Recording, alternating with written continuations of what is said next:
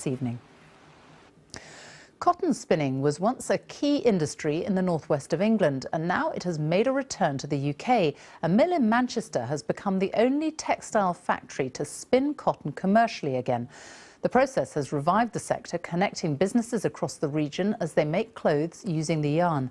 Our correspondent Judith Moritz has followed the supply chain from start to finish. Her report contains some flashing images.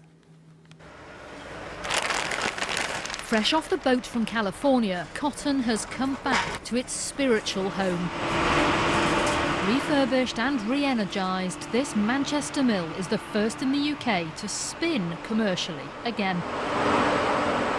For the first time in 50 years, cotton is in full production.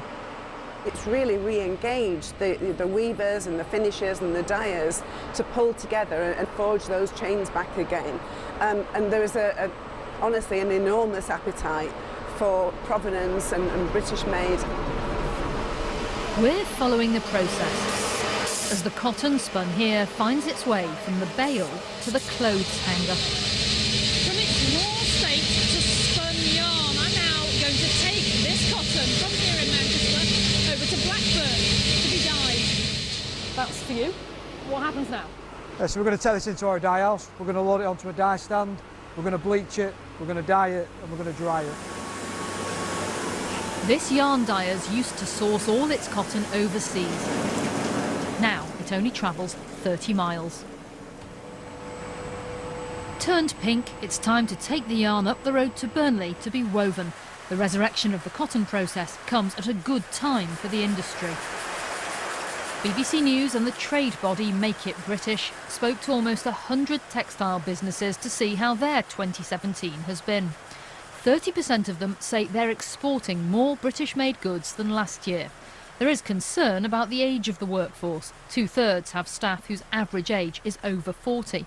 But overall, the news is positive. 50% of them are turning over more than a year ago. The factory weaving our pink cloth is a good example. Our order book is really healthy, so the next 6 months forecast is looking great. So much so that we're now having to put on extra shifts and recruit additional staff. You are then? Back in Manchester, our cloth is now ready to be made into a shirt. Cut, pressed, stitched and finished at this factory, one of the few of its kind to survive. I don't think we'll ever see a return to the halcyon days of Cottonopolis. However, there is huge opportunities for businesses and brands like ours to create sustainable, viable and ultimately very profitable businesses by making things here again in the UK and selling to an international marketplace.